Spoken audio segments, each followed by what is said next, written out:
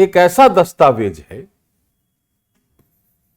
जो शासन व्यवस्था को दिशा देता है।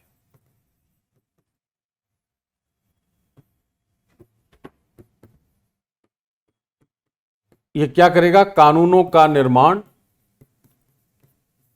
और उसके बाद कानूनों का क्रियान्वयन। तो कानून आईपीसी जैसी हो सकती है, कानून हाई कोर्ट्स एक्ट जैसा हो सकता है, कानून एविडेंस एक्ट जैसा हो सकता है। ऐसे कानून बनाकर शासन व्यवस्था उसको लागू करती है। यह बनाने का तरीका क्या होगा? यह जो दिशा निर्देश है, यह दिशा निर्देश आता है संविधान से। इसलिए कोई भी कानून संविधान का उल्लंघन नहीं कर सकता। कोई भी कानून तभी बनाया जा सकता है जब संविधान ने शासन व्यवस्था को दिशा दी होगी। इसलिए एक विधि होने के बावजूद हम संविधान को सर्वोच्च विधि के रूप में स्वीकार करते हैं। विधि तो सब हैं, यह भी विधि है, यह भी विधि है, लेकिन यह चूंकि शासन व्यवस्था को दिशा दे रहा है और उसके आधार पर कानूनों का निर्माण हो रहा है, इसलिए उसे सर्वोच्च विधि की संज्ञा दी जाती है। इसलिए हमें लगता है कि पहले संविधान बना होगा, फिर विधि बनी होगी, लेकिन ऐसा है नहीं। भारत के संविधान के बनने के पूर्व ब्रिटिश विधियां यहां काम कर रही थीं, और ब्रिटेन की विधि जब काम कर रही थी तो ब्रिटेन की विधि बनाने के लिए ब्रिटेन के जो संवैधानिक प्रणाली है उसने दिशा दी होगी। और तब हमारे यहां पहले ब्रिटिश विधि प्रणाली विकसित हुई, और वहां से फिर संविधान के इतिहास की बात हम करते हैं। इसलिए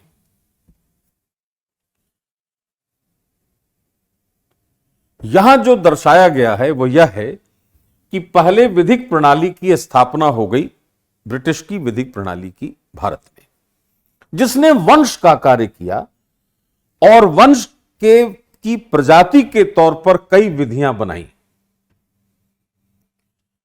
जब संविधान की विधि बनकर आ गई हमारे सामने, तो संविधान से दिशा निर्देश लेकर भारत सरकार ने विधियां बनाई, जिनके आधार पर सरकारों ने काम करना शुरू किया, और उन विधियों को सामूहिक रूप से हमने कह दिया प्रशासनिक विधि या एडमिनिस्ट्रेटिव लॉ। जैसे रूल ऑफ लॉ है, विधि का शासन है, तो विधि के शासन की स्थापना कराएगा कौन? प्रशासनिक विधि, जिसकी प्रेरणा हमने संविधान से ली। तो संविधान के ऐतिहासिक आधार की समझ विकसित करने के लिए जो पहला चरण है वो क्या है? ब्रिटिश विधि प्रणाली की स्थापना का चरण है 1600 से 1772 के बीच। इसके बाद आप 1773 के रेगुलेटिंग एक्ट की बात कर सकते हैं। कब? जब हमने विधि की स्थापना कर ली है और जब हमने विधि की स्थापना का अर्थ समझ लिया है।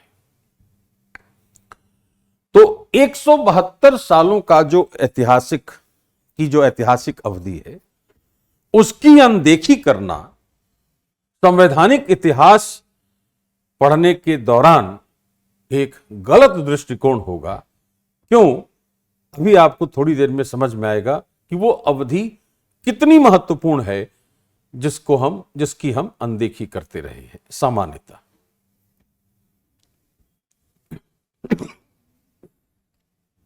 अब ब्रिटिश विधि प्रणाली की स्थापना का चरण है 1600 से 1772। इसमें सबसे पहला जो दस्तावेज है 1601 का चार्टर।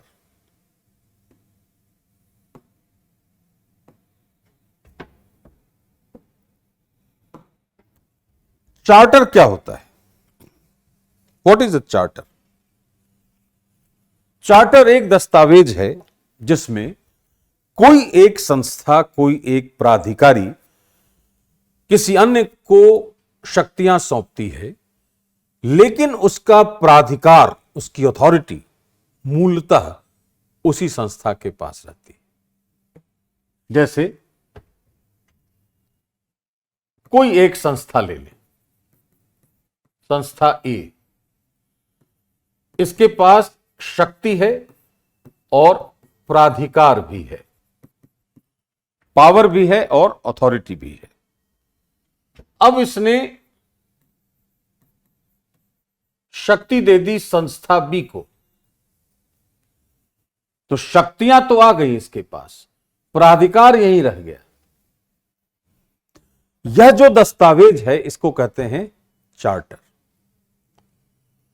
तो 1601 का चार्टर एक महत्वपूर्ण दस्तावेज के तौर पर देखा जा सकता है, जिसने ईस्ट इंडिया कंपनी को भारत में काम करने के लिए दो तरह की शक्तियां प्रदान की।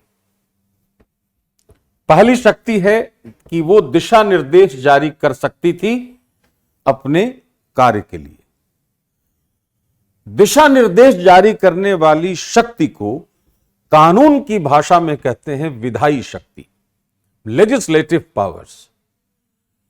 तो किसी भी संस्था द्वारा जब दिशा निर्देश जारी किया जाता है तो कहा जाएगा कि वह उस संस्था को हमने विधायी शक्तियां दे रखी हैं। यदि उन दिशा निर्देशों को कोई लागू करता है तो उसको कहा जाएगा कि उसको कार्यपालिका शक्तियां प्राप्त हैं कानून की भाषा में।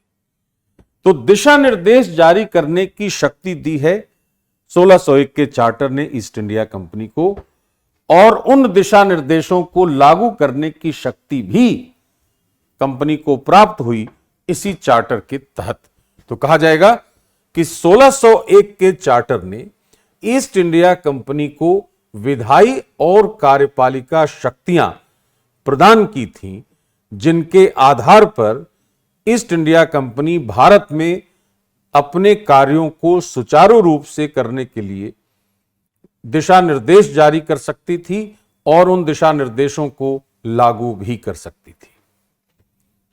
कारण क्या था कि भारत में अलग अलग तरह की संस्कृतियां विद्यमान थीं और यहां स्थानीय स्तर पर कंपनी को कार्य करने में समस्या हो रही थी, पहली बात।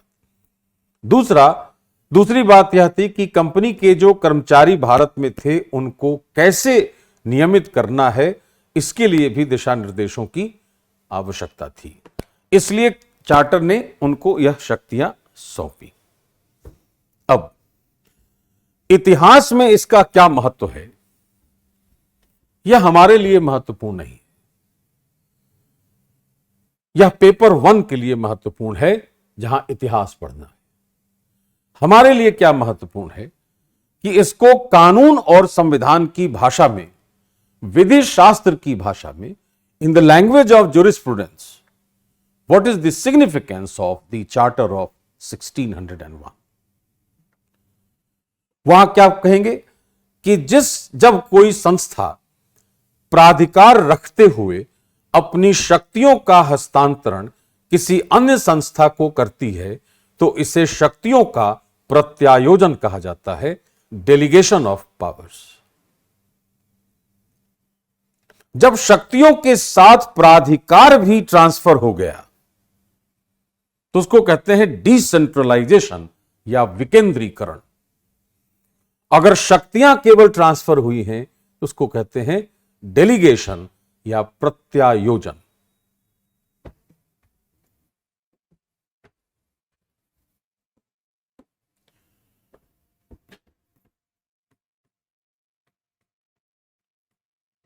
किसी संस्था द्वारा अन्य संस्था को केवल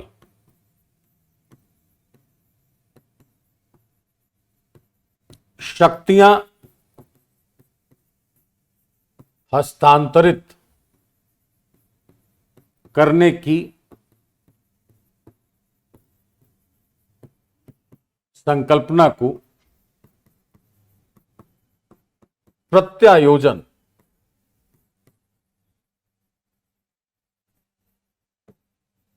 डेलीगेशन कहते हैं। शक्ति प्लस प्राधिकार का अगर हस्तांतरण है तो इसे कहते हैं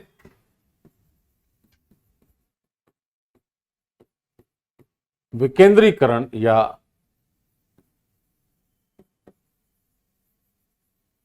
डिसेंट्रलाइजेशन। ये दो संकल्पनाएं हैं विधि शास्त्र के हिसाब से, राजनीति विज्ञान के हिसाब से, जैसे भी कहें।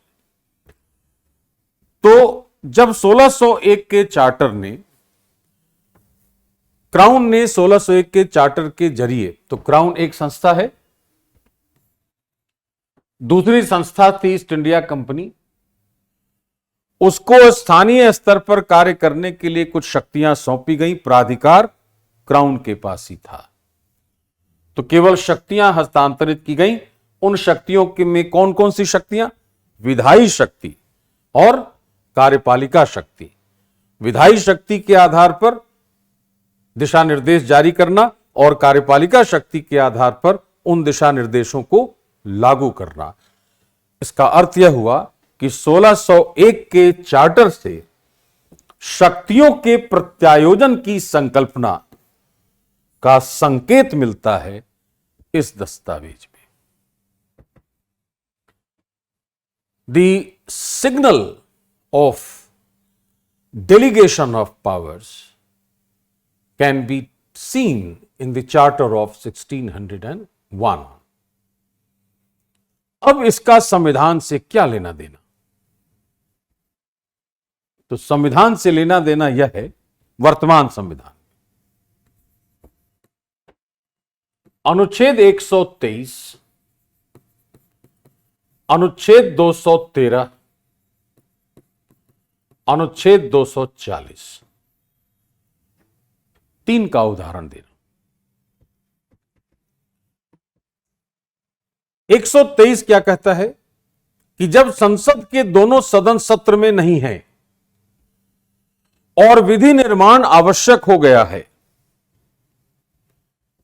राष्ट्रपति का जब यह समाधान हो जाता है कि कानून बनाना आवश्यक हो गया है या ऐसी परिस्थिति उत्पन्न हो गई है जिसमें कानून बनाना आवश्यक हो गया है और कानून बनाने वाली संस्था के दोनों सदन सत्र में नहीं है, तब वह अध्यादेश जारी करेगा।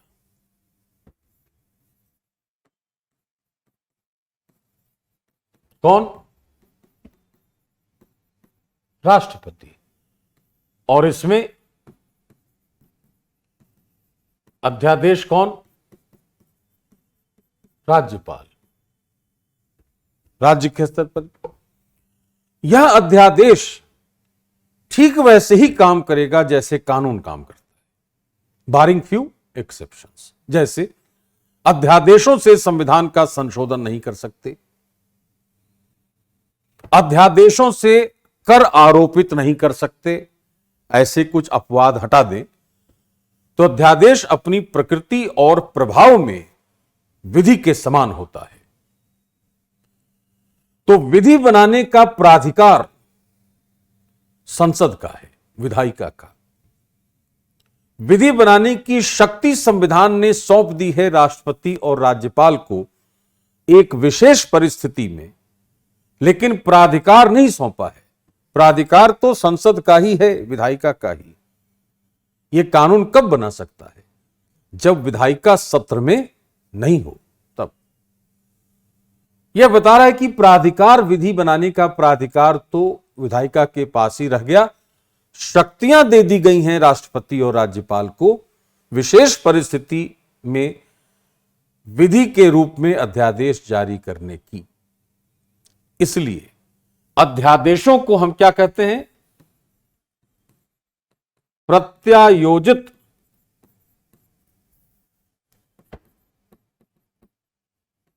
विधान, डेलीगेटेड लेजिस्लेशंस, या अधीनस्थ विधान, सबऑर्डिनेट लेजिस्लेशंस। तो जब प्रत्यायोजित विधान बना तो शक्तियों का प्रत्यायोजन हुआ होगा ना। बिना शक्तियों के प्रत्यायोजित हुए कोई भी संस्था, कोई प्राधिकारी प्रत्यायोजित विधान बना नहीं सकता।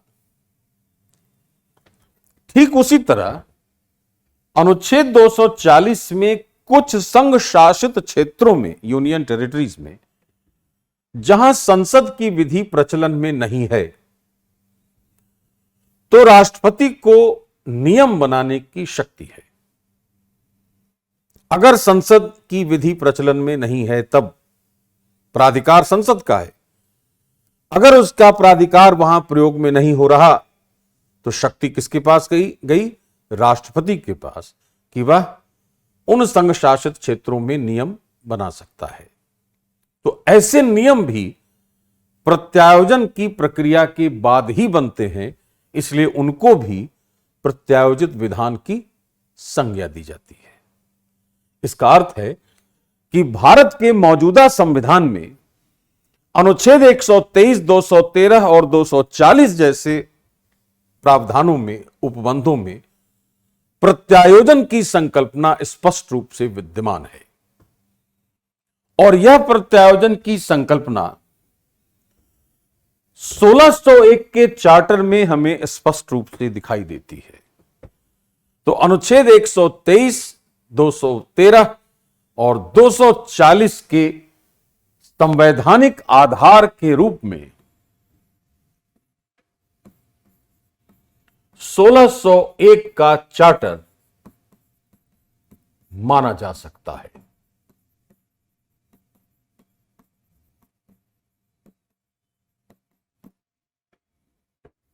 (1601) के चार्टर को इन अनुच्छेदों के संवैधानिक आधार के रूप में हम पहचान कर सकते हैं।